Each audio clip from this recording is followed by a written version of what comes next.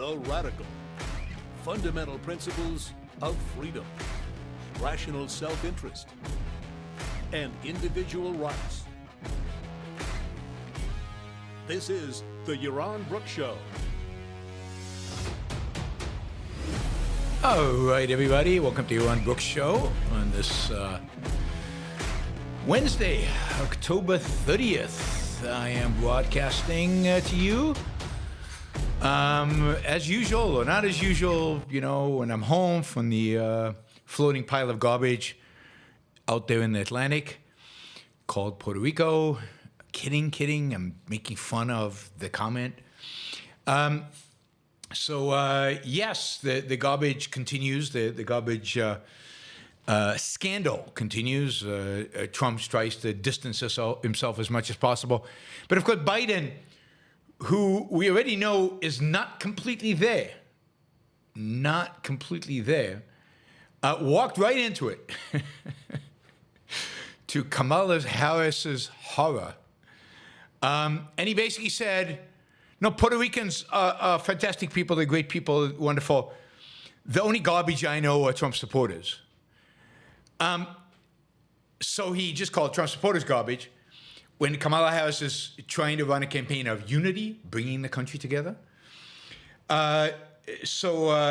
He later corrected and said, no, he meant that one guy, not all Trump supporters, just the one supporter, just the one comedian guy.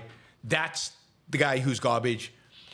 And Kamala then came out and said, I don't know what Biden said, but look, I welcome everybody and I want to be president of everybody and garbage is out, we're out of garbage. And then Trump, ever the marketing genius, right, literally marketing genius, drives to his latest rally, gets a ride to his latest rally, I don't know if it's Wisconsin or Michigan or somewhere like that, in a big garbage truck, right, with Trump written on the side of it. So, yeah, I mean, either this hurts Trump because the garbage is associated with Puerto Rico, or it hurts, but I don't know. I mean, this is the kind of nonsense the campaign at the end boils down to. These are the kind of games that our nominees are playing out there. So, this is where we are. Not surprising at all. But this is where we are. It's a big, as Tazy says, where have you been, Tazy? It's like you've been around for like months and months and months, and suddenly she's back. It's a big garbage mess. It really is a big garbage mess. And I'm stuck right in the middle of it, or on top of it, on however you want to define it. Here I am in, garbage central, according to at least one Trump-affiliated comedian, Puerto Rico. So, I mean, I don't know. I don't know about you guys, but I can't wait for this to be over. Like, we only have to wait 6 more days. 6 more days for people to vote. And then, God, when will we know the results? I don't know. I mean, maybe quickly, maybe not. I don't know. We will see. But anyway, I'm eager for this to be over with, to have the results and get on with it, and we can start criticizing stuff for whatever administration wins. I was actually thinking, for the Yaron Brook Show, I definitely think a Trump victory makes more sense. I think it'll be a lot more interesting, a lot more to talk about, a lot more whiplash, a lot more craziness, a lot more insanity. I mean, I don't think it's good for the country, but I think we'd have fun. And of course, I don't know what would happen to subscribers. Would subscribers go up or down if Trump wins? I mean, people have a winner, and I'll be criticizing him from day one, even from day negative a few days, right, from the day he's elected, not from the day he takes office. And then what? then they'll say, you know, but he's president. I don't know. It really is it's an interesting question. How many people will I lose? You know, what a subscription is going to look like for the Yaron Brook show. Either way. Anyway, today we're going to talk about bond vigilantes. Haven't heard about bond vigilantes since the 90s. So maybe the bond vigilantes are back. We'll talk about that. We'll talk about school choice. Some, you know, just an interesting fact about business and contributions. And then Musk and illegal immigrants working. And we'll also talk about Hezbollah and Europe. In Europe, I think we'll have time for all of that. Hezbollah, Europe. Are we going to talk about? Maybe we'll talk about China tariffs. We'll talk about EU, and then and so on. I think, I don't know. I haven't made a final decision, but I think that Friday's show is going to be dedicated to Trump. I think he deserves one show. I think we're going to do one show about Trump and why I wouldn't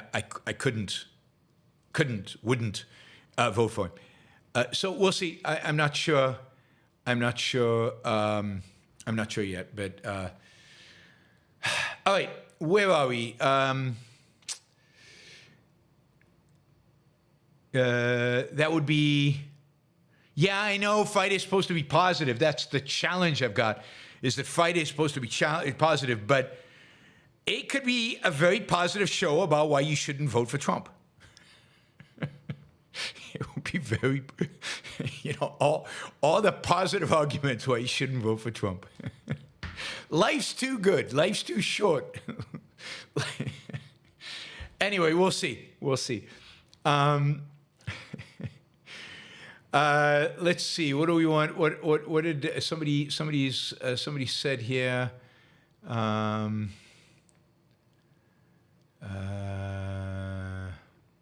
Oh God! Tomorrow we have. Tomorrow's Halloween. We'll have to do a show on Halloween. We'll have to cover Halloween tomorrow. All right. I'm getting a bunch of questions about Mac Mini. My Mac Mini. I literally have been so busy, and it's just insane how busy I am. And I don't know why exactly, but I just keep getting busier and busier. I haven't had a chance to purchase the Mac Mini, but I am buying it. Maybe tonight after the show, I'll sit down and just buy it. I've been wrapping up my travel plans for next week. You know, I've got travel next week: Tennessee, Colorado, then Buenos Aires and Vitoria in Mexico. In Brazil. But I'm hoping tonight to purchase the Mac Mini. I'll probably purchase the M4 Pro. I need a lot of RAM because I'm running a lot of stuff while I do the shows. I want to have a gazillion windows open. I don't want to have that to ever be an issue. So I'll probably buy, 32 or 48 gigabyte of RAM. So it'll be an expensive machine. This is a $2,000+ machine, a $2,000+ machine. I want the GPUs to be good so we can run video without any problem. So I will be ordering it in the next, if not today, then in the next few days, maybe on the weekend. I don't know. Then hopefully it'll arrive while I'm traveling. Hopefully, and then I'll set it up before the shows I do from home. I'll have a week to do shows before I travel again for 3 weeks to Europe, Australia, and Japan. And by the way, information about the talks I'm giving in all these locations is either on the YaronBrookShow.com website or will be uploaded as that information gets finalized. So you can find it all there, right? So that is where we are. Oh, one more point I wanted to make, and then we'll get to the news. Although we'll get to the news itself. Yesterday we had this analysis, right? It turns out that I'm like on the top 25 super chatters of YouTube all time in the United States. Once you start including Asia, they raise huge amounts of money via Super Chat. Huge. It's just amazing. It's amazing. So just U.S., I'm number 20. I'm in the top 25, which is pretty amazing. But somebody did an analysis, and thank you, an analysis, and it's, if you look at the amount of money I've raised through Super Chat divided by the number of subscribers I have, and you do that for everybody, right? I come in number 2 in the country. So you guys are the second most generous subscribers on YouTube, right? I only have 38,000 subscribers. The other people who have Super Chats similar to mine or higher have significantly higher subscriber levels. So you guys are amazing. You guys should all, well, let me say, all of you who have participated in the Super Chat and been in the Super Chat and done the Super Chat, give yourself a pat on the back. And remember, a lot of you I know come in December 31st for the big fundraiser. We'll do one this year as well.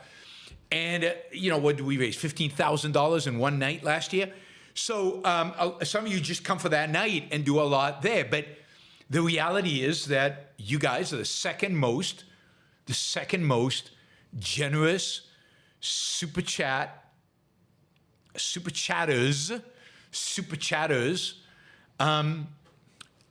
in the United States for YouTube channels in the United States. So you guys are phenomenal. Thank you. And now don't stop is my important point I have to make. We've got to keep making our targets. We got to keep the show chugging along and keep up with everything, no matter who wins this election. The Yaron Brook show has to grow. My target is still, and I need to figure out how to do this, get us to 100,000 and beyond, but 100,000 is the key guy. I'm the richest guy in America, Valdrin says, only in having the most amazing listeners in America. That's the sense in which I'm rich. How's that for you? So let's keep it up. We've got another ambitious target for tonight. And we'll have another ambitious target for tomorrow so we can kind of close off October, really hit the road running. And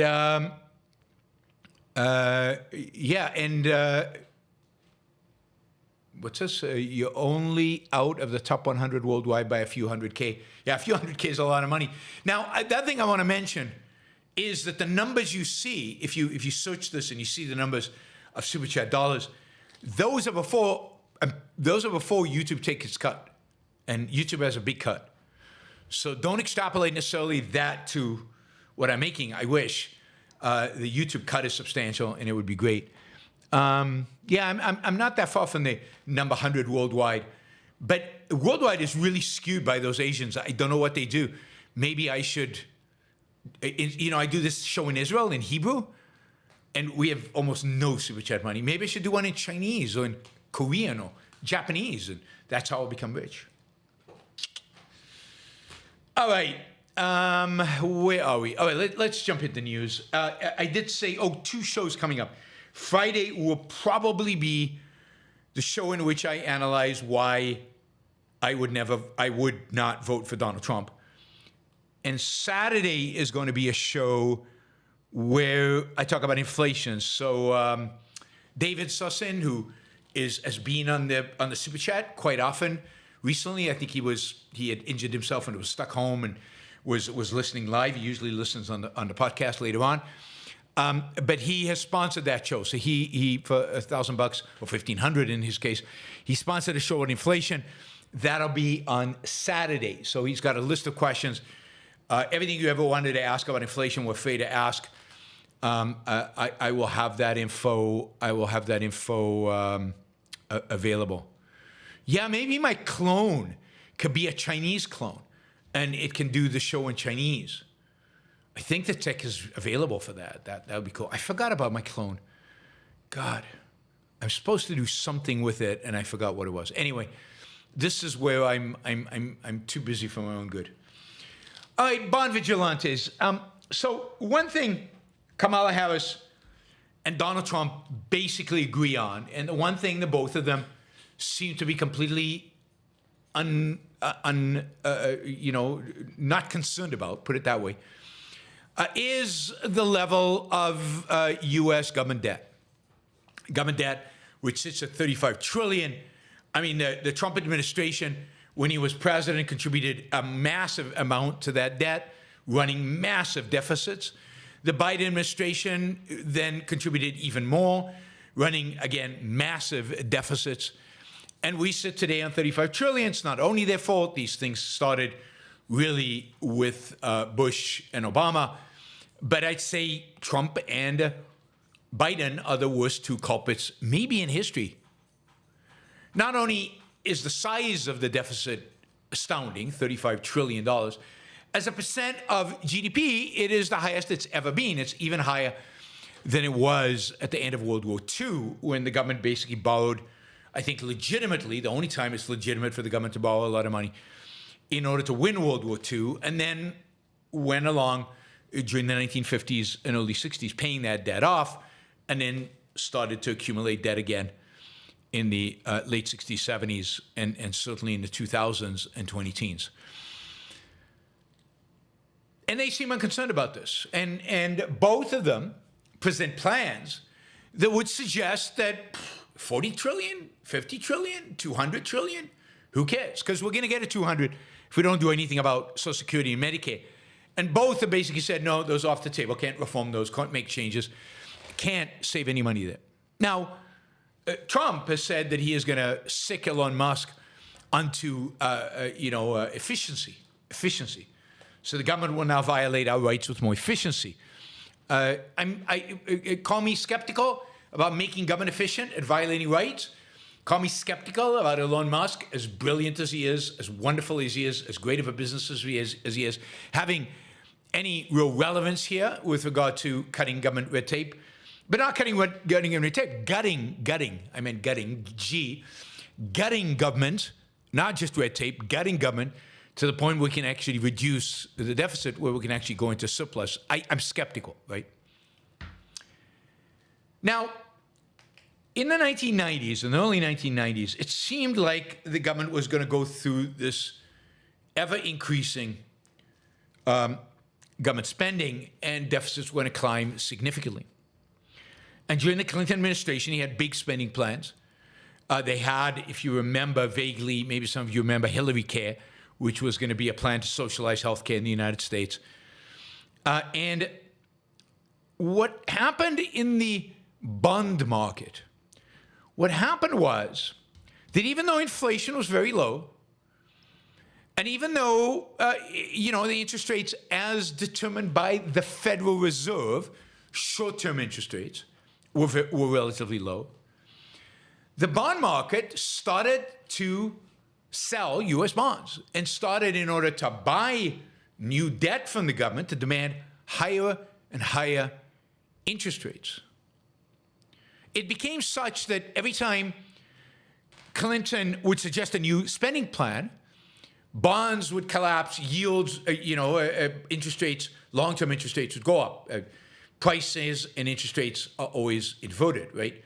So every time Clinton would say something about increasing spending, interest rates would go up, and interest rates would go up is something that scares politicians, because that is associated with higher cost of borrowing for consumers, higher cost of borrowings for producers, and generally an attitude of a perception of slowing economic growth. So every time that would happen, Clinton would back off, or Congress would back off.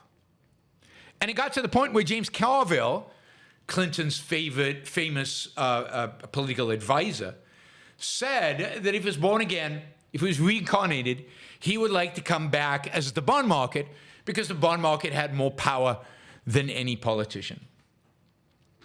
And indeed, I think it's to a large extent because of the bond market, and they called them bond vigilantes, because they kept increasing borrowing costs and threatening to increase borrowing costs, both for the government and for the private sector, and thus risking economic disaster, that these bond vigilantes really reined in government spending together with Republicans. I think it gave the Republicans, the Newt Gingrich Republicans, starting in 1996, a backbone. They had the bond market behind them, helping them out. And government spending was reined in, at least relatively speaking. And by the time Bill Clinton left office, there was a small surplus. We didn't want any deficits, so it was a surplus. Now, a lot of that is the consequence of the crazy, insane stock market of 1999, where the NASDAQ went up, 100% or something. And capital gains tax revenue for the government was massive. But not all of it. Not all of it. A lot of that was actual reining in of government spending as a percentage of GDP. And that was attributable, at least attributed somewhat to the bond market. Not attributable at all to Alan Greenspan, I have to say. Now, the bond market is starting to make noises as if they might go back to those good old days, if you will. The reality is that interest rates, 10-year interest rates now, we talked about this a few days ago, are higher than a lot of people would expect, given the Fed is lowering interest rates and is committed to lowering interest rates for the rest of the year. Interest rates are going up. Now, this could be also a certain fear that if Trump gets elected and starts putting massive pressure on the Federal Reserve to lower interest rates faster, that we get a rebirth of inflation, so they could be pricing that in. But it could very well be that they are pricing in this debt, and they're basically saying, whoever becomes president, we are not going to let you spend like there's no tomorrow. We're not going to let you increase debt, or at least you're going to be penalized for it. Now, note that this is a self-fulfilling prophecy. Every time interest rates go up, the government's borrowing costs go up, which means government spending goes up, which means government deficits go up. If you really want to start dealing with the deficit, you have to lower interest rates and convince the markets they will stay low so as to reduce the debt service, the amount of money paid just to pay interest on all the debt the U.S. government has taken on. The U.S. government has to pay back its debts, shockingly, surprisingly, but it does. My camera's a little off. You notice that? All right, I need to fix that by tomorrow. Gold's Gulch is just Gold's Gold. It's stuck. It was a whiter pan. It was a slightly whiter pan. And I thought you saw more of the sculpture and more of the book beneath me. So I think I've zoomed in. I need to zoom out a little bit. I think when I was putzing around with the camera yesterday, I changed the zoom on it. So I need to fix that. All right. Mental note taken at end of show. I will do that. Anyway, I, for one, celebrate the return of the bond vigilantes, if it is indeed true. I've thought the 10-year interest rates has been too low relative to what we can expect over the next 10 years for a long time, not only because of the risk of inflation, but also the risk of just what is the U.S. government going to do and who is going to buy up all its debt.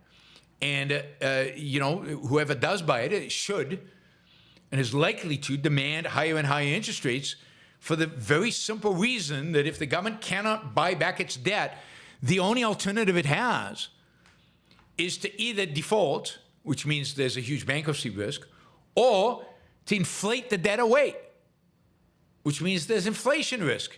Either way, you'd want more than 4% a year to hold a 10-year bond. Anyway, let's hope the bond market, because politics won't discipline him. The voters, you and I, voters will not discipline our political candidates, our politicians. So maybe we have some hope if the bond market steps in to discipline our politicians. All right, school choice. School choice is usually painted as a pretty clear-cut, Republicans are for it, Democrats against it, pretty clear-cut political dividing line. And it often is, but it often isn't. And there's a story in the Free Press, I think yesterday, on Kentucky, where the dividing lines are not so clear. And the same thing is true and was important recently in an election in Texas. It turns out that, for example, among Democrats, a lot of inner city parents are huge supporters of school choice. Indeed, from their perspective, it's their only chance of getting their kid a decent education and getting out of the hellhole that are the inner cities and public education in the cities. I mean, if you're a parent in Chicago, God help you, the public schools, they are horrible, particularly in, minority areas in the south side of Chicago. Same is true in Kentucky. And what you find is Democrats in a city who typically vote Democrat across the line are very much in favor of school choice. There is an amendment in Kentucky that has to do with actually enshrining in the Constitution the idea of school choice. Now, I don't know if I support this particular amendment, if this is the right amendment, if there's the right way to do it. I don't know, because I fear that this is more about vouchers and more about the government deciding which schools then get support and which schools don't get support and stuff like that. So that is definitely, I don't know if this particular, but the interesting thing is these inner city parents are going to support this. And yet, rural area Republicans do not. They view private schools, competition from private schools, as potentially devastating their communities. Now, we heard the same thing in Texas a few months ago when there was an election. In rural America, really red country, really Trump country, MAGA country, schools are at the center of the community. Schools is where everybody gets to see everybody, where you play football, where you have, where you have meetings where everybody gets to know everybody. It's the heart of small towns. And they don't want competition from private schools. And I don't know how big of an issue quality is. Maybe their public schools are okay over there. They sure are better than the inner city schools. But are they excellent? Probably not. Could they use real competition? Absolutely. Is it the role of government to educate our kids? Absolutely not. Should we have public education at all? No. It's not the role of government. It's indeed a violation of our rights to tax us and then to force our kids to participate and to tax us whether our kids participate or don't participate, whether we have kids or we don't have kids. And it's a violation of our rights. At the end of the day, some bureaucrat gets to decide the curriculum. There should be a separation of education from state. That should be in the Constitution of Kentucky. That would be cool. Wow. I'd go to Kentucky to lobby for that. I'd change my residency to Kentucky to vote for it. That would be exciting. Imagine a state changing its constitution to separate state from education. That would be a revolution. One day, probably not in my lifetime, maybe in some of the younger members of the Yaron Brook audience lifetime, maybe in your lifetime you'll see that. Maybe. If on an optimistic day. On an optimistic day.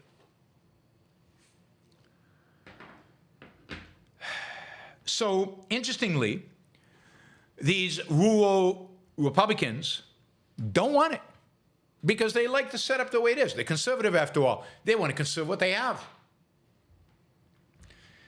And this is the point. Republicans are not pro-freedom, liberty, markets. They're not pro-competition. they're not pro let the best ideas, let the best schools, let the best teaching methodologies win the day. They're just conservative. They're just, they like things the way they are. If they live in a nice place, they want to keep it the way it is.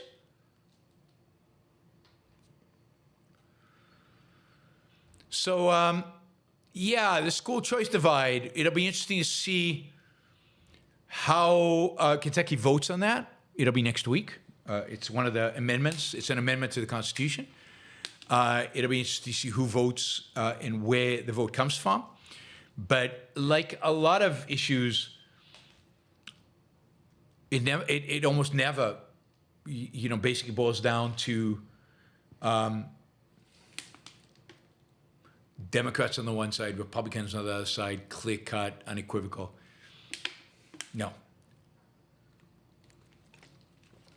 Not on issues of freedom and liberty. Both parties have a significant anti-liberty, anti-freedom presence. All right. So after 2020, 2021, really, after the election of 2020, and January 6th, and, where 147 Republican congressmen just after January 26th voted to decertify the election result in 2020. And some of them persisted in the claim that Joe Biden had stolen the election. About 100 major companies in the United States said they're not going to give those congressmen any funding in the future. They pledged that they would withdraw funding from the Republican congressmen who basically irrationally and just dishonestly would not certify the election and would not vote, would not acknowledge Joe Biden's victory. These companies include Amazon and Pfizer and Raytheon and Lockheed Martin and Oracle and Goldman Sachs and Allstate and General Motors and Home Depot and Walmart and Tyson. A mixture, of tech companies and regular companies and Ford and GM and Boeing and companies that associate with the left and the right and all across. But the reality is that they completely reneged on that pledge. The reality is that these companies have all supported the 147 Republicans. They've spread their money around. They've done what they do every single year. And indeed, there have been zero consequences. And this is why, Republicans have to lose. There have been zero consequences to the great lie. Zero consequences to the attempt by Republicans to not certify a legitimate election. Zero consequences to 147 congressmen not doing their job and acting against the Constitution. Indeed, the few congressmen that voted ultimately to impeach Trump and stuff like that, they're the ones who got penalized. They're the ones that are out. They're the ones who are no longer part of the Republican Party. And the Republican Party is lined up completely with no consequences, no downside, no penalty to election deniers and people who stood in the way of certifying an election. Now, this is a real question of what happens now. What happens if Kamala Harris wins next week by a small margin? And this has to go to the House of Representatives to be certified. And what happens if all Republicans stand up and refuse to certify the election? There were no consequences last time. How do you resolve it? Now, I don't know constitutionally how this happens, how this goes. Maybe the courts get involved, maybe the Supreme Court gets involved, I don't know.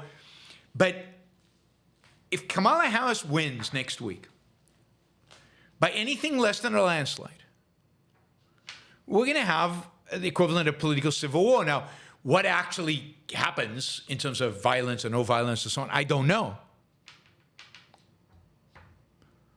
But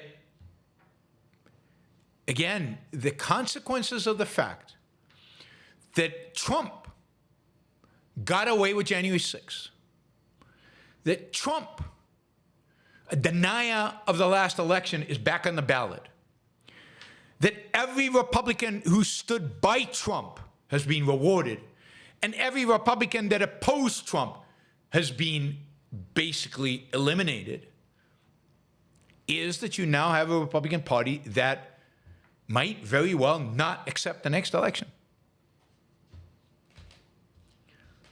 And, you know, another reason Trump needs to lose by a landslide, but, you know, he's not likely to. He might even win. He might even win. And what does it say about the country, and what does it say to many Americans who are horrified by what Trump did on January 6th and what his supporters did, and how badly the Republicans have dealt with the whole thing, and how they've denied it all, and how they reelected Trump and all of that?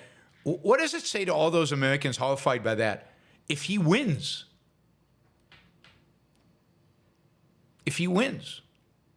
that lying, cheating, stealing works.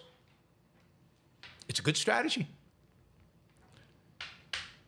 In politics, that's how you should be. And the American people will reward you. And I'm looking forward to getting this over, but I'm not looking forward to what's on the other side.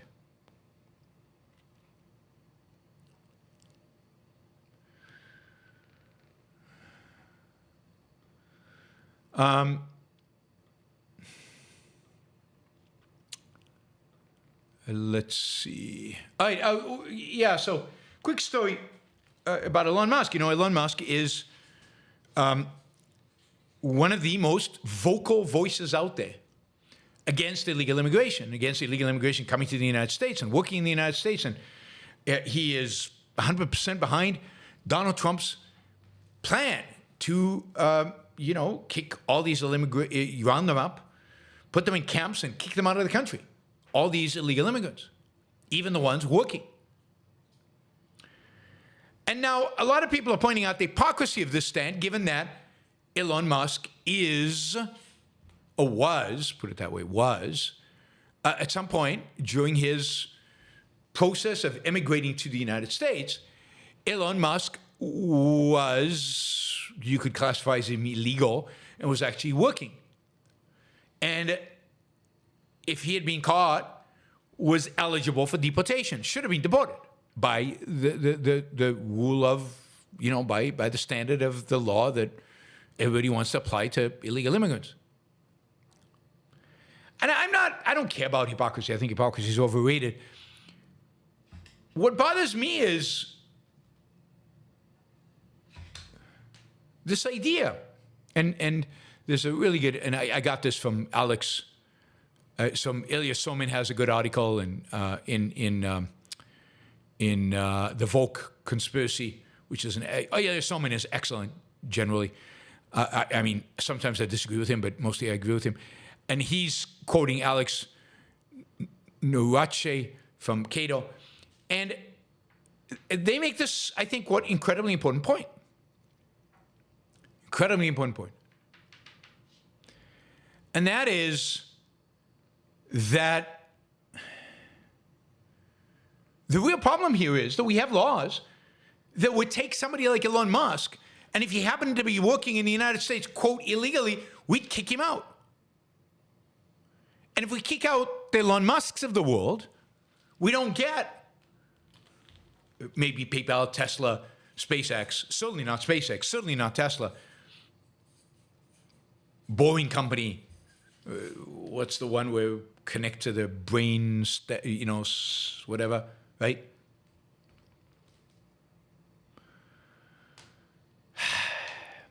I mean, that's what's really sad. if I can quote Alex Risky, he says, what bothers me in this article where they point this out that Musk was illegal is how destructive the U.S. immigration system is. It almost didn't allow Elon Musk to settle here and build several innovative firms, push technological breakthroughs, and build enormous consumer surplus and shareholder value. Musk is a 1 in a billion innovator and businessman. If the U.S. immigration system blocked at least one other Musk-type entrepreneur from coming here in the last century, 100 years, then this should make intelligent nativists rethink their position. Few of them would want to kick Musk out now, but they support rules and enforcement that could stop the next Musk from coming or staying here. Musk was bright before he got a work visa, but there was little indication that he'd become the wealthiest man in the world. The conceit of immigration central planners almost cost us Musk's talent. I mean, it's not us, but you get the point. Let's stop ignoring the right tail of the distribution and err on the side of letting more people in. One of them could take us to Neptune. I hope that readers of this story will come away with the same lesson instead of focusing on the hypocrisy. So good for Alex Nowinski. This is excellent. Yes, I'll take Ayn Rand. Ayn Rand might have been here illegally. She certainly probably timed a marriage with her husband, Frank O'Connor, in order to become a legal resident of the United States. Her, I think, visa was expiring.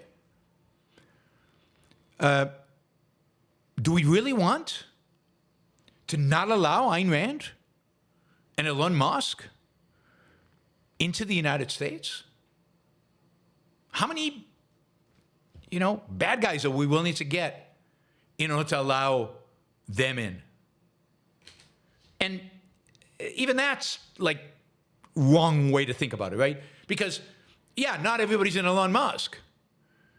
But there are millions and millions and millions and millions of productive people out there who are going to come here, work and contribute and trade and make our lives better on a win-win basis. Why deny any of them? Yeah, they're criminals. You can keep out. You can return them. You can put them in jail. You can do whatever you want with them. But everybody else, and anybody can find a job. You don't want to give them welfare. I'm for stopping welfare for everybody. Great. Don't give them welfare. But everybody who wants to work and who's not a criminal, hey, this should be your home. We should be inviting, not rejecting. All right, I've got a few more stories. I just want to remind you, I don't know, I said I was like, you guys were the most generous super chatters ever, like the second most on YouTube in all of history. And then super chat goes right off the cliff. What's up, guys? We got a goal for the first hour. We're way, way off that goal. Let's see if we can maybe get back to that goal. Maybe make it, maybe achieve it, maybe go for as long as you guys want me to go. But let's make sure we achieve our fundraising goals with that. So yes, do stickers. Stickers are great. You can do them up to $500. You can get us to the goal very, very quickly that way. Or you can do $2 and $1 and get us to the goal very, very slowly, but that's okay. Stephen, thank you. Stephen just responded to that by doing a sticker for $20. A few of those gets us to the goal. Thank you also to Kim, Carolina, and Drosky, who all did stickers and are helping us inch our way, because that's what it feels like. But we're move our way towards the goal. Anyway, remember, this show is supported by you, nobody else, you. I see some of you signing up for Patreon and becoming monthly supporters. Thank you. Really, really, really appreciate that. I mean, if we could double or triple or quadruple the number of people giving monthly on Patreon, that would be huge. That would change the show dramatically, change my life dramatically. And so hire a bunch of staff. We'd really professionalize everything. I really, really appreciate all the support that you guys are giving through Patreon and PayPal. Please continue, and please, those of you who haven't given yet, please consider becoming monthly supporters. And I will say, December 31st, we will have another big fundraising super chat event. I think last year we went for 4 hours.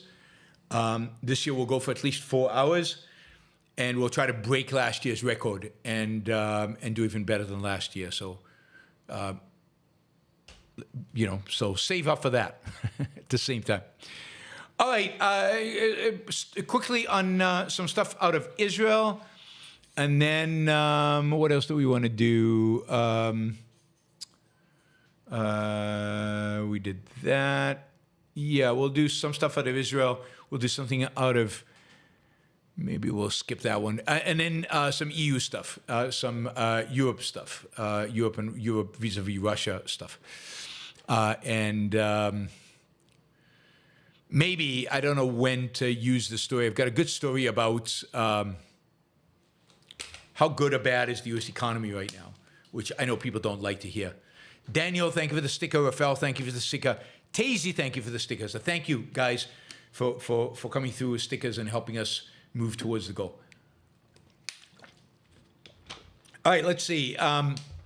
So in Israel, Hezbollah has a new leader. We talked about that yesterday. And Naim Qassem. And he gave his first speech today. And the reviews are in. It was over an hour long. But clearly this is no Nasrallah. He's not as articulate, not as passionate, does not have the charisma. Not that I ever understood Nasrallah's charisma, but people seem to love him. And Qassem was kind of dry and flat and interesting. He has a mixed message to say. I mean, he was constantly kind of contributing this very, very mixed message. On the one hand, it's clear, according to Hezbollah leadership, that Hezbollah is winning and that they will be striking and devastating Israel and destroying Israel and capturing Israel any day now. It's just a matter of moments before Hezbollah actually wins this war. They are working on it. They are working on it, and they will achieve it. On the other hand, shockingly and surprisingly, Hezbollah is willing to negotiate with Israel, or basically what he said was, the prime minister of Lebanon can negotiate with Israel and will accept whatever they conclude, which means Hezbollah is basically willing to give up all its goals, to separate its own struggle from the struggle of Hamas, to have a ceasefire before there's a ceasefire in Gaza, which, if you remember, Hezbollah insisted on the two being linked. Basically, Hezbollah is not surrendering completely, but giving up. And he has this difficult message to say that, and at the same time project this, but we are winning. But we're going to, Jews, they're gone. They're finished. They don't have a chance. And by the way, he also has to say, we're fighting for Lebanon. This is Lebanese struggle, and we're fighting for Gaza. And it's a Gazan struggle, but we might abandon the Gazans. But don't worry, we really care about the Gazans. It's a jumbled, mangled, contradictory, confusing, nutty, crazy position to be in. So I kind of feel sorry for Sheikh Naim Qassem, not only because he might, depending on when the ceasefire deal is cut, have very few days to live. Although Israel might keep him around, he doesn't strike anybody as too dangerous or too charismatic or too passionate. Maybe Israel will prefer this guy to whoever might come after him. But not only because, he might not live long, but also because he's losing. And he doesn't know how to handle it, and he's in an impossible situation. And of course, I'm sure the Iranians are breathing down his neck, and not clear what kind of guidance the Iranians are giving him. They have their own problems, right? So, and that brings us to, well, let me just say, the U.S. sent mediators to the Middle East. They are shuttling between Tel Aviv and Beirut. They are negotiating a ceasefire. It does look like there will be a deal. Maybe this weekend, maybe sometime next week. and that deal will involve. I mean, it's funny. I have to say the deal will involve something that's pretty funny.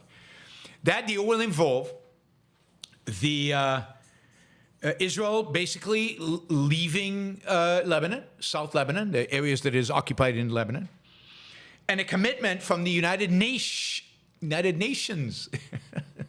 Can we? I don't know if I can stop laughing every time I say the United Nations. Coming in with its UNIFIL forces to make sure. Oh, and so Israel leaves, and the Hezbollah moves to the north of the Litani River. We've talked a lot about the Litani River. They're going to move north to the Litani River, and the UN is going to come in and guarantee that Hezbollah doesn't come back in. Of course, that's a joke. UN has never done its job. I mean, that was its mission in 2006 when it came in, and it did not fulfill its mission, and that's why we're in this position, right?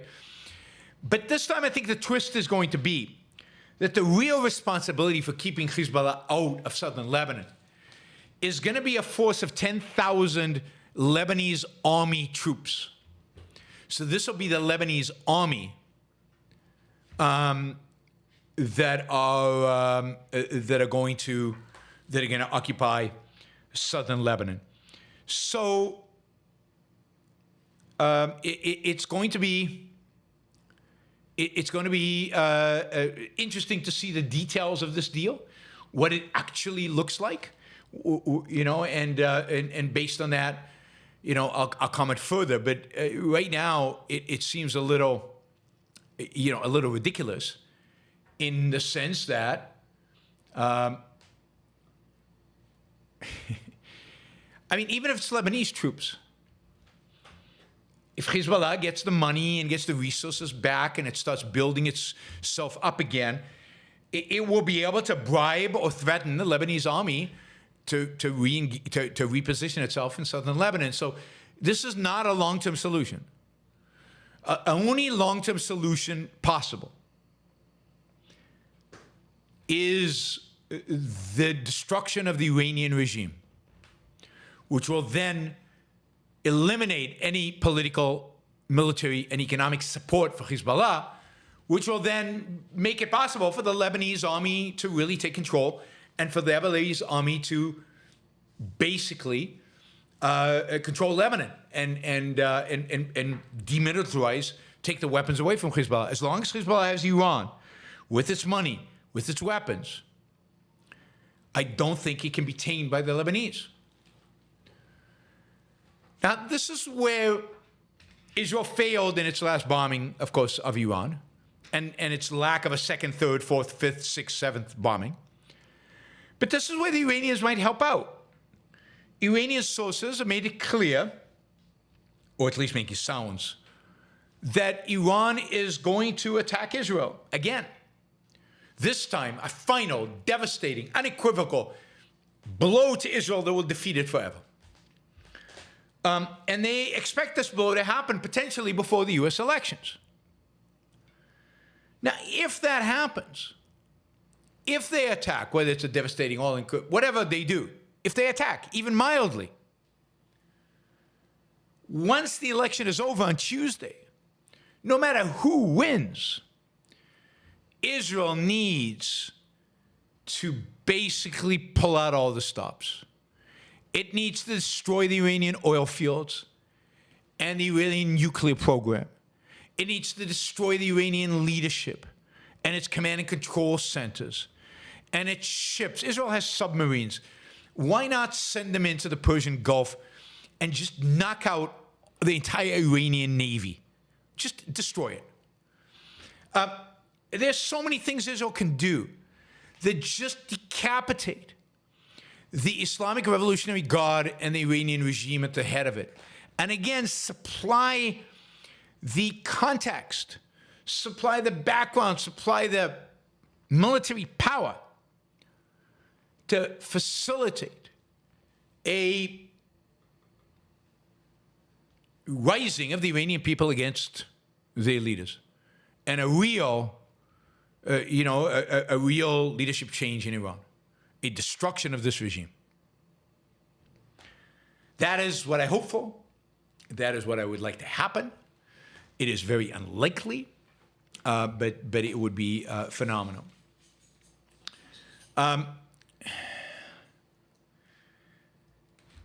Okay, I want to read you one other tweet, which is kind of interesting. It's got, I think, an interesting angle that is true. It's not the whole truth and nothing but the truth. It's a piece of the truth. It's something towards the truth. So I want to read you this and see what you guys think. So this is from some guy called Saul Sadka, S-A-D-K-A. He says, everyone wants to know why Hamas won't surrender and release the hostages. So here's his explanation. Here's some of the reasons why they should. One, Hamas leadership is either dead or waiting their Mossad executioners in Qatar. 80% of their men are killed, captured, or maimed. Most of their weapons are destroyed with no hope of resupply because they don't have the tunnels to Egypt. The Hezbollah allies are decimated. The Gazan people despise them. I'm not sure that's true. The once beautiful enclave is mostly in ruins. It wasn't all beautiful. They are surrounded by all sides by idea fortifications. True. And yet, they still won't surrender and release the hostages. Why? Even the Nazis knew it was over at some point. And then he goes on. But the Nazis didn't have, or more importantly, think they had, fellow travelers in London and New York fighting in their corner. The reason is an information asymmetry. Gaza news feeds are full of pro-Hamas protests around the world. This is the largest Hamas Telegram group today. They genuinely believe that if they just hold out a little longer and sacrifice more human shields, the world will come to save them from the Jews and help them conquer Jerusalem. At this point, the only thing keeping the hostages in the tunnels and the Gazans in tents are the jihadis, fellow travelers in the West, who care about Palestinians exactly as much as they care about the Uyghurs or the Kurds. Not at all, that is. And are simply thrilled to release their hatred of Jews by pointing at dead Palestinians. The covertly pro-Hamas and openly anti-Israel talking heads and protesters are the last thing keeping the war going. Now, I think that's partially true, because I think he misses one other element. And that element is Islam. In this case, Islamism. The element he's missing is the fact that Hamas is a jihadi organization and that its warriors are religious fanatics who would rather die than surrender. That is, I think it's true that the demonstrators in the West keep the Hamas spirits up. And they keep maybe potentially the Palestinian population from turning against Hamas fully. But it's also true that the Hamasniks, the members of Hamas, are religious fanatics who are not going to give up because they believe it's their religious duty to keep fighting, and that who would rather fight and die and have their family die and their relatives die and everybody surrounding them in the neighborhood die than ever surrender. And I think we don't appreciate enough how much of Hamas and Hezbollah are religious organizations driven by religious motivations. And therefore, and this is true of Iran as well, and as a consequence, are truly irrational actors. Truly irrational actors. All right.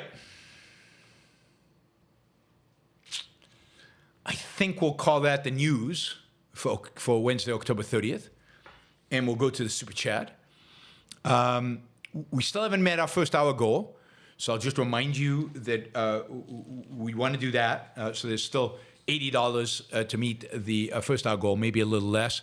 Yeah, no, $80, $77 to meet our first hour goal. But of course, we want to go way beyond that, so please consider supporting the show. Those of you who are not here live on YouTube, you can support the show on Patreon or Subscribestar or PayPal. Also, my website is being redone, yaronbrookshow.com, yaronbrookshow.com. Please go to the website. You can find information about the events I'm doing in Tennessee, Colorado, Buenos Aires, Vitoria, Brazil, and then in Porto, and Lisbon, and Düsseldorf, and Cambridge, and Amsterdam, and Oslo, and Berlin, and Sydney, and Brisbane, and Tokyo. Information about all those will become available on this new website, so it's all there on the front page. But you can go to that website also to become a long-term monthly supporter of the show. Please do so. We also have some sponsors of the show. And we have Alex Epstein.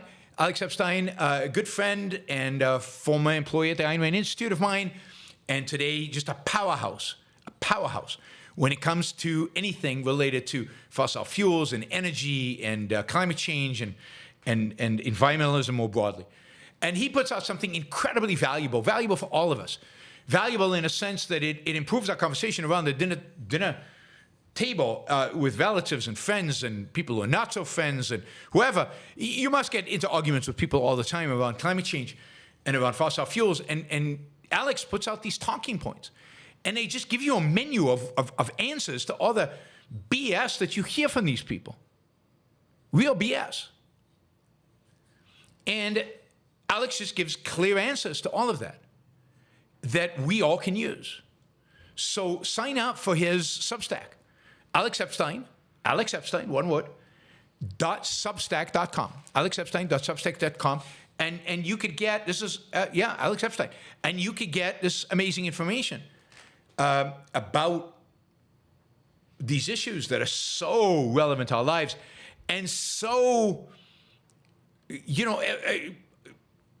so fill the arguments that we have with everybody around us. And in that, his talking points will save you a lot of time and a lot of effort because he'll give you the answers. I mean, you shouldn't take his word for it, but he'll give you the sources of where to find the information and how to think about it. The show is also sponsored by the Ayn Rand Institute. The Ayn Rand Institute right now has 3 conferences, ARCs, Ayn Rand conferences around the world. One in Brisbane, one in Austin, Texas, and one in Berlin, Germany. And all 3 conferences are focused on an in-depth dive into Ayn Rand's philosophy. And many of you who are students can attend these conferences with a full scholarship that pays all your expenses to travel to these amazing locations, to participate in the classes, to spend time with amazing speakers. In Austin, you've got Greg Salamieri and Ben Baer and many others. In Berlin, you're going to have Onkar Ghate and Tara Smith. And in Brisbane, you can have myself and Nikos. And you engage and socialize with these people. It's going to be a blast. And again, you can apply for a scholarship. And there's just zero reason not to go out and just apply. AynRand.org/start here. You've got nothing to lose by applying. So go there. If you're interested in Ayn Rand, if you want to dig a little deeper, apply. And I look forward to seeing you. At least those of you in Australia, like Brownie, who's in the super chat. You got to come to Brisbane. You got to come to ARC Brisbane, and meet. It'd be great. It'd be a lot of fun. All right. Let us see. We have super chats. Again, lots of room for a lot more. I'll stay here for as long as you ask questions, so we can stay late. Show tomorrow will be in the regular time of 2 p.m. Friday will be late. I'm not sure exactly what time, but it will be later in the day. We'll have to figure that one out exactly when. That'll be the launch of November. And then Saturday, it'll either be at 2 or 3 p.m. East Coast time. And that show will be on inflation. Australia is far away, but Austin is not. And for those Europeans among you, Berlin is not far. All right. Adam, AP, this Associated Press, says Russian actors made fake videos depicting mail-in ballots for Trump being destroyed. FBI says Americans are so disminded by the world's worst education that they believe the fakes. Trump, Putin proxy. Please comment. Yeah, I didn't see that particular story, but there's no question that Russia is engaged basically on the side of Trump in this case, in all kinds of disinformation and misinformation, and in trying to rile up Americans, and they have been every single election since 2016.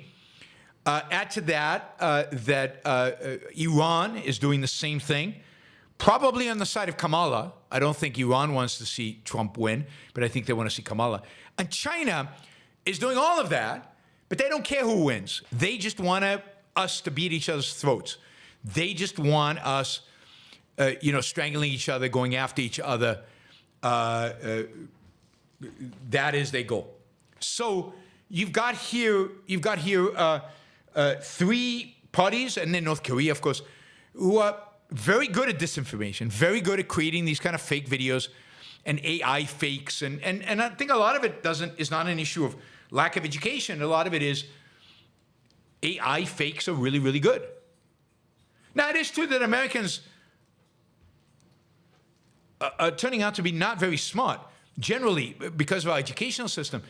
I don't think that is reflective necessarily in this particular area, in the area of fake news. I think it's reflective in just broadly in how Americans behave, what they think, and how they engage with the world. But yeah, I mean, this is awful. I do think Trump is in Putin's pocket. I do think one of the things that makes Trump a very, very, very dangerous president is that in this time around, I think he's going to be much closer to Putin than he was in the past. I think, 4 years ago, certainly 8 years ago, Putin was a lot weaker. Putin's in the middle of a war. He is much more aggressive. He's also much more established in terms of his allies with Iran, North Korea, and China, importantly. China, very much so. And as a consequence, Putin, I think, is much bolder. We saw that with the war, but and is going to be very demanding of Trump, and is going to push Trump, and is going to try Trump. And I don't think Trump can handle Putin. I don't think he's Putin's proxy in the sense that he's automatically yes man. I just think Putin is going to outsmart him and outbully him. I think they're both bullies. Putin's better at it, smarter, more experienced. Travis, if AI can be used to make TikTok videos of Hitler speaking in English, then AI can make videos of you speaking in Chinese, Japanese, German, Arabic, etc. Yes, absolutely, it can. Yeah. I mean, if I had, an extra few $100,000 to spend on this and to get the show into all those channels and market it in all those channels, it would be worth doing. I don't have the money. If somebody wants to invest in this, that would be super interesting to do. But that requires real effort to set up channels in those languages, to make sure every video is translated. Probably automate a lot of it, but somebody who knows what they're doing needs to do this. There's a lot of that kind of stuff that can be done to make the Yaron Brook show dramatically bigger than what it is right now. Henry Allen Laudenmilk. Really disappointed with Dr. Peikoff's enthusiastic Trump endorsement. Thank you for not sanctioning Trump. I appreciate that. I too am disappointed, and I will not sanction Trump. That will never happen. Esoteric Dichotomy. Hey, Yaron, I heard you were going to Japan to visit Japan or review Japanese art, classical or modern. I love anime, cartoon, comic book art style, childish, but the cute characters make me happy. Do you consider anime actual art? Yeah, I mean, I think it is. It's graphic. It's a form of animated art. It's certainly got storytelling and music, and it's integrated. So yeah, whether it's good art, bad art, where it is on the ranks aesthetically, I think one can debate, but I don't think there's a question whether it's odd or not. I think I still haven't given a lot of thought to what I'm going to be covering in this talk. I don't know exactly what the program is in Tokyo, but at least part of it is going to be a discussion of me with a art professor, I think, Japanese art professor. I think it's going to all be in English. Maybe not. Maybe not. Usually in Tokyo, everything I do is translated.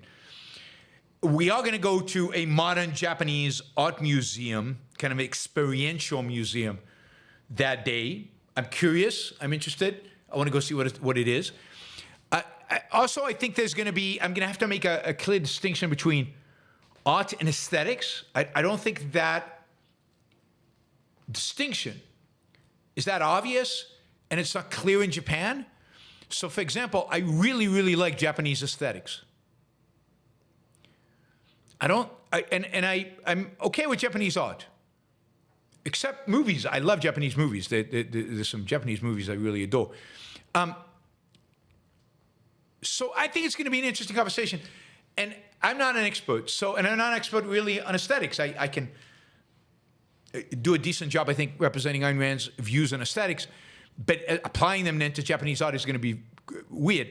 Very difficult for me, put it that way. So it's going to be an interesting conversation. And the reason this is the topic, which excites me and why I'm excited about the event, is that the Romantic Manifesto is coming out in Japanese that month, that week or that month, and we're going to have copies of it in Japanese there. So it's a great way to market Ayn Rand's ideas about art to a Japanese audience that I don't think is familiar with it at all, and to market the book.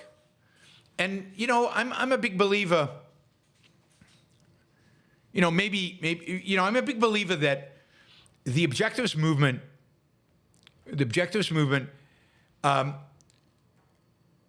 has to be global. It has to be global. We don't know where the next Dr Peikoff, the next, really great thinker is going to come from, or the objectivist, I don't know, whatever, the next Alex Epstein, or the next objectivist great podcaster, or whatever it happens to be. Great professor, great philosopher, great aesthetician, expert in philosophy of art, comes from. We just don't know. The reality is that Ayn Rand was Russian, and Dr Peikoff is Canadian, and, I'm not comparing myself to either of them, not at all, but I'm Israeli, and Tal Tzfani, who runs the Institute today, is Israeli, and Onkar Gate is from Canada, but his parents, one from Germany and one from India, and you can go on and on and on, but we're all mutts. And a lot of the junior fellows at the Institute, a lot of the rising talents at the Ayn Rand Institute are not American. They're European and South American. We don't have a lot in Asia, but I'd love to have, some real talent come from Asia. So we've got some Asian ARU students. So I don't know where the next great person is going to be. So I am very much on the with the plan of you go everywhere and you interact with as many young people as you can, and you try to get these ideas in the hands of as many young people as you can. And you never know where the next brilliant mind is going to come from, right? Next brilliant mind is going to come from.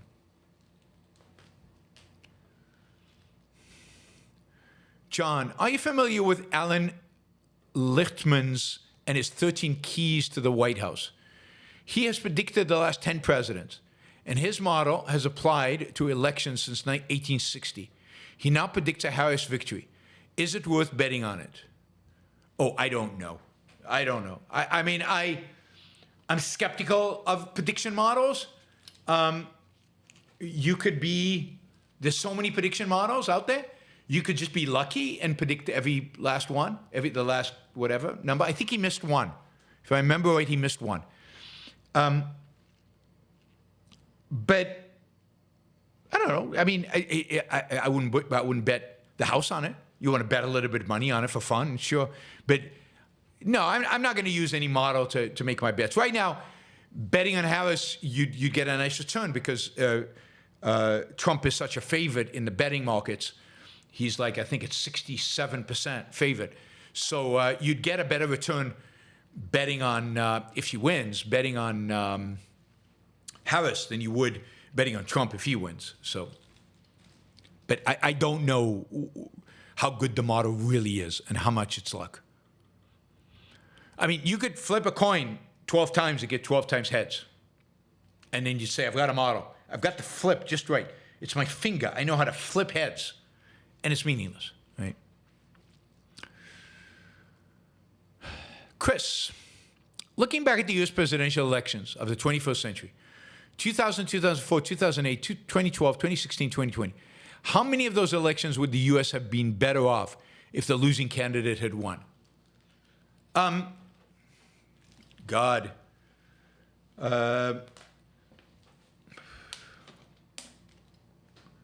I think almost all of them. Almost all of them. I mean, maybe 2000 Bush should have won. I don't know. That's just because Al Gore was such a awful human being. But it's debatable. 2004, I still believe strongly that we would be much better off today if John Kerry had won. There, I agree completely with the suggestion Leonard Peikoff made at the time to vote for John Kerry. If the rest of the Iraqi fiasco would have been blamed on Democrats, if the great financial crisis is blamed on Democrats, we never get Obama, we never get Trump. God, that is amazing. So I think 2004 is the key election here. Then, of course, 2008, McCain, Obama. McCain's terrible, but not having Obama, I think, would make a difference. 2012 is a no-brainer again. Mitt Romney was by far superior a candidate than Obama was.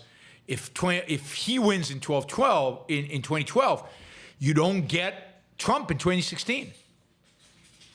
And the Republican Party is completely different. And if Romney wins in 2012, you could get a really rejuvenated economy. I mean, Mitt Romney was going to do some good things, more than just cut taxes, which is what Republicans always do. He was going to do some really good things. And, that's the one I voted for that I really wish would have won. Again, he's not ideal. He's far from an ideal candidate. So I think the two pivotal elections where the opposition winning would have made a big difference, a big, big, big difference. 2004 and 2012. And even 2008, because if Obama never becomes president, we never get Trump. And Obama, Trump, Biden, God, how could it get worse than that? And you avoid that. Biden never becomes president. The whole dynamic is different, right? The whole dynamic is different. So I'd say everything since 2004 should have been the other way around.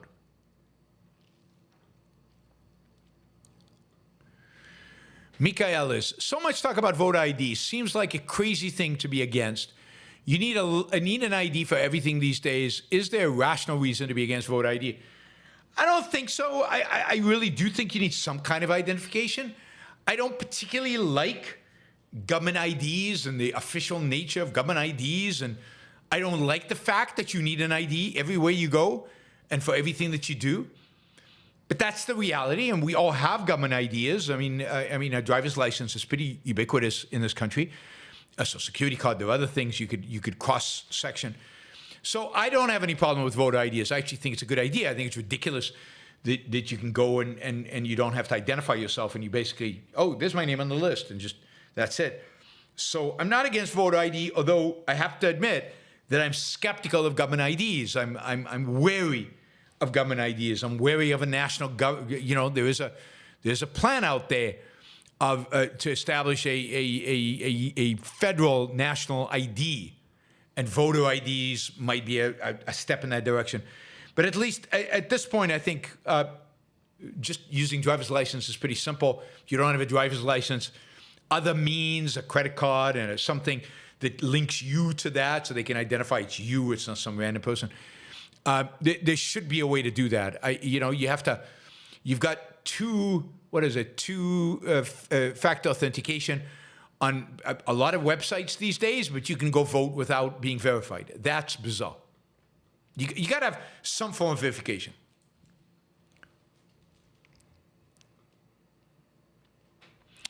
Yeah, I know you guys are afraid that illegal immigrants might vote. I mean, I'm not that afraid of anything. I just don't think it makes sense to not have verification for voting, just like we have verification on a million other things. Do you think, Andrew asked, do you think psychology is at the root of why some struggle with metaphysics, even among the philosophically ignorant? It seems some get it and implicitly embrace reality as an absolute, and others don't. They want mysticism. I don't know.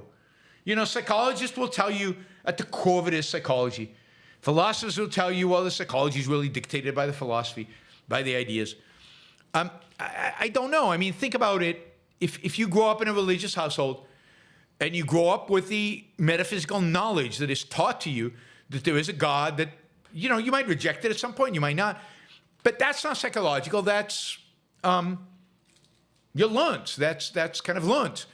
And then it takes an effort to undo the learning.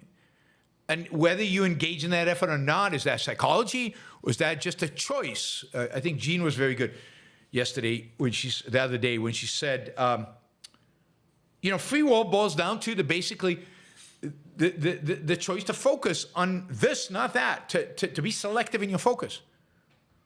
That's what free will boils down to. And that selectivity, that choice, is going to determine where some people figure it out that what they're being taught by the people around them is wrong or not. Is that psychology? I don't think so. Psychology is after. But this is exactly, I mean, Peikoff has a lecture on philosophy and psychology and psychology, the root of history. And at the end of the day, it is philosophy, but you can't completely, you know, divorce. Philosophy has psychological consequences. And psychology inclines people towards certain philosophies. So, yep. So I think it's the end of the day, it's ideas, ideas, ideas. But in any particular individual, it could be their psychology. As a culture, it's going to be ideas. Neo says, did you buy a Mac Mini? No, not yet, but soon. Nathan says, do you consider a sanction of evil for a high school teacher to coach a club for the Model UN competition? Oh, God. I mean, I don't know. It's a good question. Yeah, I mean, anything that elevates the UN to a place of significance, a place of importance, is wrong. Now, I don't know much about Model UN competition, but just the very fact that you would be cooperating with a UN, with legitimizing some UN thing, and legitimizing the idea of a UN, i.e. democracy of nations or whatever, I think is bad. So I do think it's sanctioning evil. Yeah. Sorry if that puts you in a pickle. Ryan says, doesn't anyone care about real issues anymore? No, they don't. I mean, I think that's a given. They don't. The budget, they don't care. They don't care about liberty and freedom. They claim to care about free speech, but neither side cares about free speech. They have no knowledge or understanding of free speech. No caring of real issues at all. And he says, Mac Mini, on the fence, he's on the fence about getting one to pair with a new iPad. Yeah, I mean, I don't know. It depends on what you're going to use it for. I mean, these new MacBook Pros that came out today, God, they have the M4 Max, which is faster than the Pro. And those are monsters. And they're laptops you can take anywhere. That's a machine. God, that's a machine. Yeah, so I don't know. It depends on the use and the iMacs. So you don't pair it with an iPad. You've got to figure out what you're going to use it for and how you're going to use it. All right, I'll remind everybody, We are, we made our first hour goal, but we're on the second hour, so we need to make a second hour goal. So please consider adding questions. We really need $20 and $50 questions to make it. Remember, value for value, trader principle. You're listening to the show. You must find value in it somehow. Come on with a sticker. Carolina, like this is a third or fourth or fifth sticker already today. Thank you, Carolina. Trying to make up for you guys who are not doing it. RDF, thank you for the sticker. Martin Anderson, thank you for the sticker. John Bales, Tazy, Raphael, Daniel, Steven, I think we got to you guys already. So thank you guys for the stickers. But come on over. Come join the traders among us. Let's see. I Like Numbers says, your standard has been that people can't be for Trump, that they had to hold their noses. But is it fair to say that Peikoff isn't holding his nose? Peikoff is not holding his nose. No question about that. Esoteric dichotomy. Hey, Yaron, seeing otherwise intelligent people twist into pretzels to defend Trump breaks my heart. I saw a clip of Ben Shapiro post January 6th versus now. Sad. Yeah, I just saw Ben Shapiro versus Sam Harris on Trump. I am so much more on Sam Harris' side. I mean, on this issue and some others, but particularly on this issue, than anybody. I mean, Sam Harris is really good on Trump, I think. And Ben, it's sad to see Ben do that. I mean, and he claims to be on the side of character and morality and all this stuff, and really. Anyway, as I said, I will do, I'm pretty sure I'll do this. Why not? We need to do one show and just air out all the Trump stuff. And then if he wins, we'll keep talking about him forever. And if he doesn't, we'll keep talking about him as long as he doesn't accept his defeat and how he ruins the Republican Party. But at least I'll put organize all my thoughts around Trump into one show. I think I did this before the last election and have it out there. So we'll do that. Yeah, Sam is brilliant. Sam was brilliant. Sam is brilliant generally. He's not always right, but he's brilliant. I mean, Sam is somebody you can always follow and you can always understand. You might not accept, you might think, God, that's a contradiction and that's insane. But at least you can understand everything as he says, versus Jordan Peterson, who half the time you don't know what he's saying. You don't know what he's talking about. Robert Nacier, bright side of election 2024. You can become a pragmatist and celebrate the fact that whoever wins, you will have 4 years of chaos to talk about on YBS. All right, I'm becoming a pragmatist. Let's celebrate the fact that I'm going to have 4 more years to discuss the complete chaos and insanity in our country. All right. My shoulder. I did physical therapy today, and physical therapy after shoulder surgery is brutal, people. Brutal. I had physical therapy after back surgery. It's nothing. Kids play. This stuff is brutal. Like, they constantly, like today, I was doing this thing, and he says, and I said, how far should I push this ball, right? Because I'm extending my range of motion. And he said, well, till it hurts. And I said, how much hurt? Because it hurts, really, really from the beginning. He says, if you hit a 10, like 0 to 10 on the hurt scale, then quit. Then that's the maximum range of motion. I said, so a 9, I should just go right through? He said, yep. 9's okay. 10's are too much. We don't want you fainting here. 10's are too much. And like, it's every exercise, almost every exercise, not every exercise, almost every exercise, but there were 3 or 4 in particular, are just excruciating. Just excruciating. I don't think it's the back. I read now about shoulder surgery, which I should have done before I had the surgery.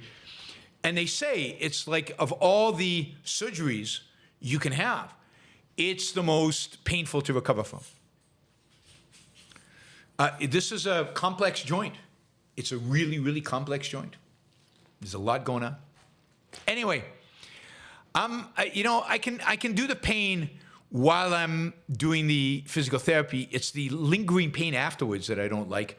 And I'm not on any meds, so I do need, before I go to sleep today, I'm going to take 2 Tylenols and an Advil kind of help out a little bit. All right, Graham, thank you for the sticker. I really appreciate it.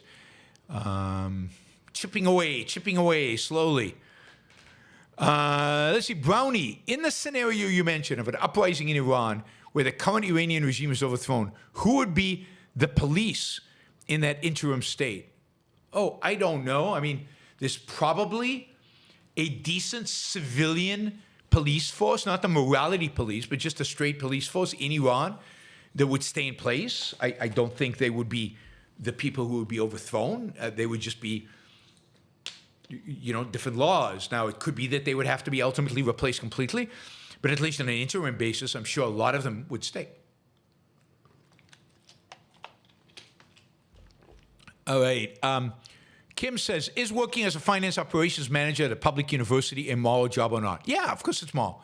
There's nothing immoral about that.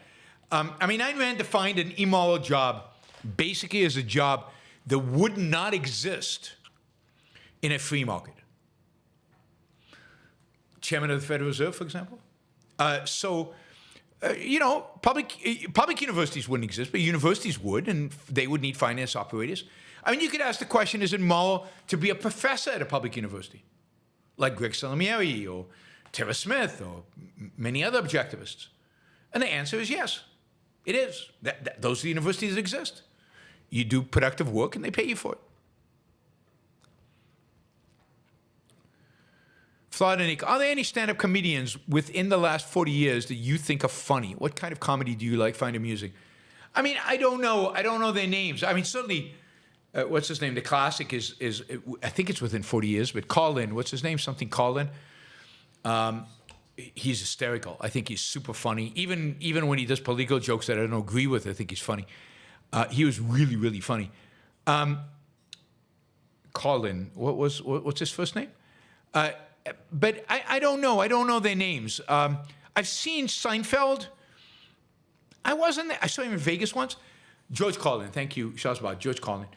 I think George Carlin was the funniest. I mean, he's just hysterical. Even I see clips of him now, and it's just so, he's so smart. His humor is smart. I was not impressed with Seinfeld when I saw him in Vegas. Once in a while, I'll catch one of those stand-up comedian special Netflix shows things, and they're really funny. There's this Asian kid who does stand-up comedy where he makes fun of Asians, and it's really funny, and he makes fun of his parents and so on. But I think it's really funny. There's a couple of Israeli stand-up comedians that are very good. I don't know. I don't know about Joan River. Yeah, I mean, I'm not huge. Seinfeld, I said I was disappointed in his stand-up routine. I don't know. I mean, I don't know them by name.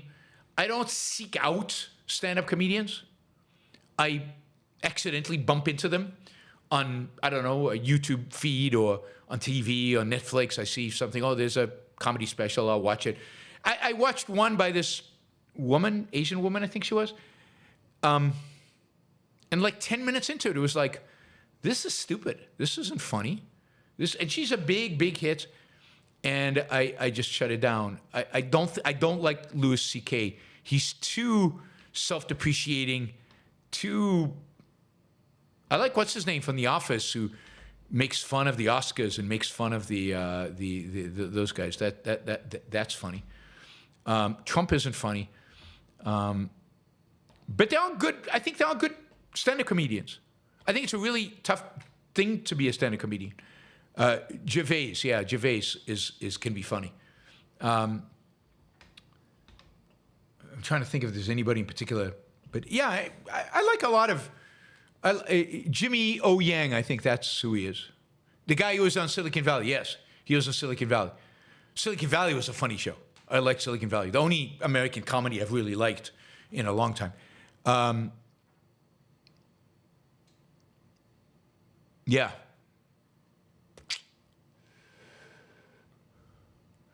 Fredrik Sebastian Olsen from Sweden. Hey, you should come up to Norway for my talk in December.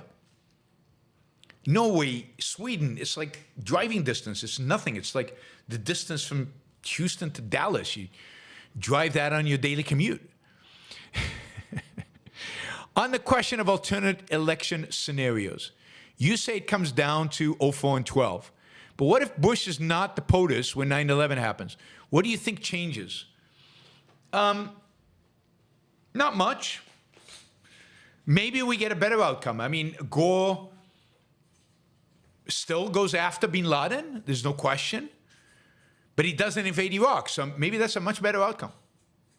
He goes after bin Laden, doesn't invade Iraq. Now, how that all plays out from there, hard to tell. Does he hunt down Al-Qaeda? Yeah, it really is hard to tell. Gore is such an enigma. He's so flat. He's so... But I do think Bush was a disaster, and Bush being perceived as tough after 9/11 is a disaster. And if Gore had done a lot of what Bush had done, but maybe not the Iraq, he would have been viewed as bad and as weak. Then maybe you would have gotten a better Republican later on. So I agree. Yeah. 0-0. It's just that he's It's so hard to read Gore and what he would have been like as a president. I just don't know. But I agree with you. 04 and 12. I'm more comfortable 04 and 12 because I wasn't voting in 00. And I think that, I think it was just, we didn't know how bad Bush would be. But in hindsight, maybe we should have wanted Gore to win. Supikaski, Goldwater, greatest president we never had. Ooh, I don't know enough about American history to say that. I don't know. Certainly in modern times, by far. In the last 100 years, maybe. But I don't know if there were much better people in the 19th century who didn't get elected and so on. So I'm don't know enough of the history to be able to say definitively if that's true. All right, we're basically at the end of the Super Chat, guys. So if you wanted to ask a question, or if you want to support the show, now's the time to do it. But we are, maybe because we're getting very close to the elections, all the people who really support Trump just, won't do the Super Chat. Maybe that's it. What rights do kids have independent of parents? Well, they have a right to life, so a parent can't kill them. They have a right to life from the moment they're born. So you can't kill them. And then, again, as they grow, they get more rights to make decisions for themselves, and they can actually appeal to a court. But they only have the full rights, and in that extent, legal recognition of those rights. So, for example, they can challenge their parents around certain things when they're teenagers. The parent can't starve them. The parent can't physically abuse them. They have a right to be protected from the parents if they're physically abused. But it's mainly rights that the right not to be for violence not to be used for gratuitous violence not to be used against them. So slap or a corporal punishment is not necessarily a violation of their rights, but gratuitous violence clearly is. And they have a right, and the government should protect that right, not to be abused physically. Stephen, thank you for the $20, Stephen. Appreciate that. If someone invested in gold coins, would he be smart to buy a mix of bullion, gold, and coins with some numismatic value, or just buy bullion coins? What's the difference between bullion coins and coins? I mean, I don't know what bullion coins are. I mean, I'm showing my ignorance. I apologize. But I know what a gold bar is and a coin is. And I generally encourage people to, at least their first $100,000 of gold should be in coin. And some coins have value as collector items. No, I wouldn't look at coins as collector items at all. The only reason I would buy gold coins is for the gold in it, right?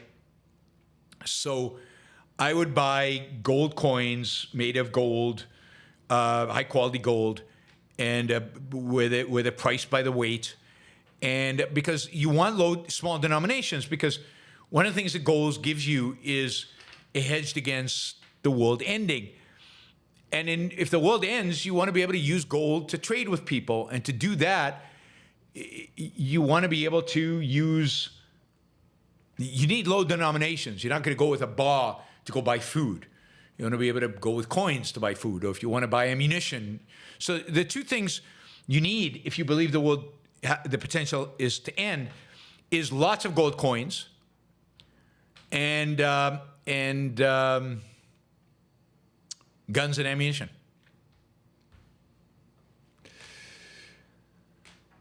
Adam says, I'm with you on the pain of soldier PT, physical therapy. I had it after shoulder replacement.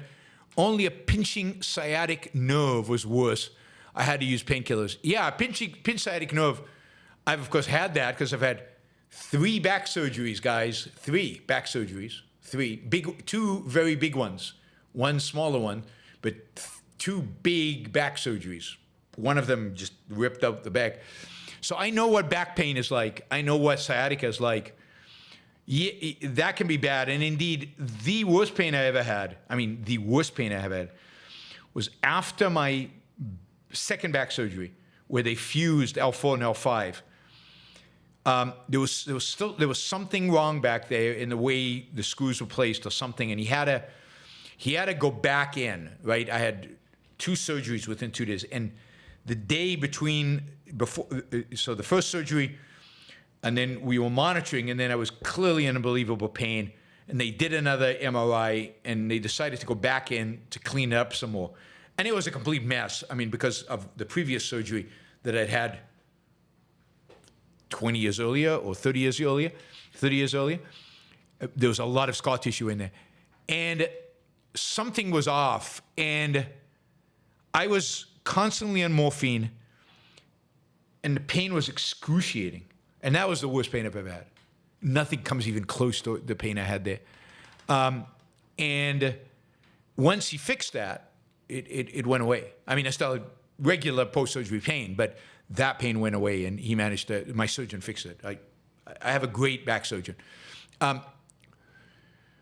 Jennifer says, remember I told you Dave Chappelle was very clever and funny sometimes when he ridiculed racism? Yeah.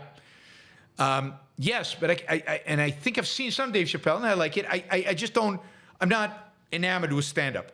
I prefer, movies and TV shows, and my preference generally is for British comedy. Did I see something pretty funny recently? Yeah, I can't remember. I thought I saw something pretty funny recently. But Supkaski, top 3 U.S. presidents, I don't know.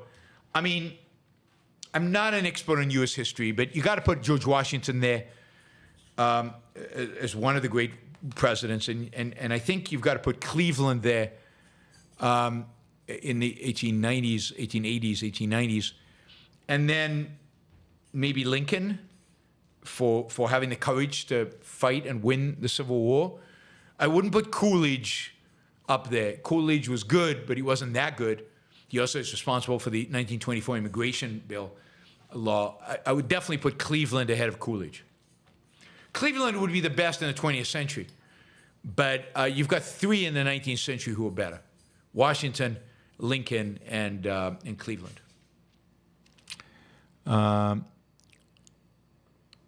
Gail says, read comedian Sabastian Maniscalcos, whatever book. Stay Hungry, great comedian. I'll have to look him up. Thanks, Gail. All right, everybody. I think we're done. Thank you to all the super chatters. We're not making our numbers. I'm not exactly sure why, but it is what it is. You guys are great, and thank you for all the support. I think some of the whales are taking some time off. We had like no $50, no $100 in the super chat, in the stickers today. Usually we get some of those. So I think some of my whales are taking some time off, maybe before the election. Maybe they'll re-engage after the election. We'll see. Daniel asks, top 3 Beethoven symphonies. Yeah, that's easier. 9/7, 5th. 9/7/5. And 9/7/5. And then 3. And then 6. But 9/7/5. Those are my top 3. And I don't know in what order. It depends on my mood. It would either be the 9th is my favorite or the 7th is my favorite. But I love the 7th, which I think is underappreciated. I think the 7th, particularly in a good performance with a good conductor, super fun. Super fun. And I saw the 7th performed here in Puerto Rico not long ago. It was a pretty decent performance. It was pretty good.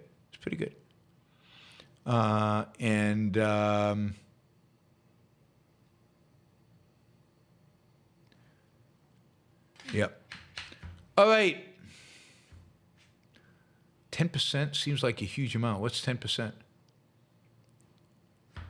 My investment advisor recommended that I invest 10% in gold.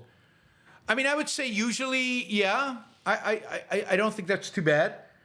5 to 10%, you should invest in gold. Right now, gold's expensive. And now, is gold expensive because they see something coming and there's some big thing and gold is going to go even higher? I don't know, but I wouldn't be surprised if... I mean, gold could be also part of this bond market vigilante movement. Maybe the gold buying is a consequence of they see Trump winning and government deficits going through the roof, or interest rates going up, or who knows? Or they see something else. Or inflation coming back because Trump is going to hammer on the Federal Reserve to lower interest rates irrationally. But whatever the case,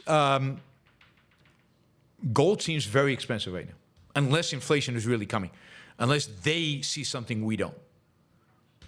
And that's possible. It's up 35% this year. I tend to stay away from assets that are up 35% in a particular year. Shazbot, thank you. That is very, very generous. Shazbot just came in. Shazbot, the whale that he is, just came in with $50 sticker to make me feel a little better for the Super Chats. All right.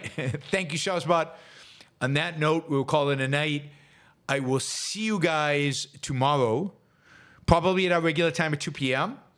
And then Friday's going to be tough. My guess is I'm going to have to prepare the show early. And we'll probably do it at 4. At 4. Yeah, and we'll go for 2 hours. 4 to 6. We'll probably do Friday's show 4 to 6. All about Trump. Maybe I'll do it Monday. Maybe I'll do all about Trump on Monday. We'll see. Monday's a little late. Either Friday or Monday, we'll do the all about Trump show. All right, guys. Have a great rest of your week. I'll go recover from my physical therapy, and I'll see you all tomorrow. Bye, everybody.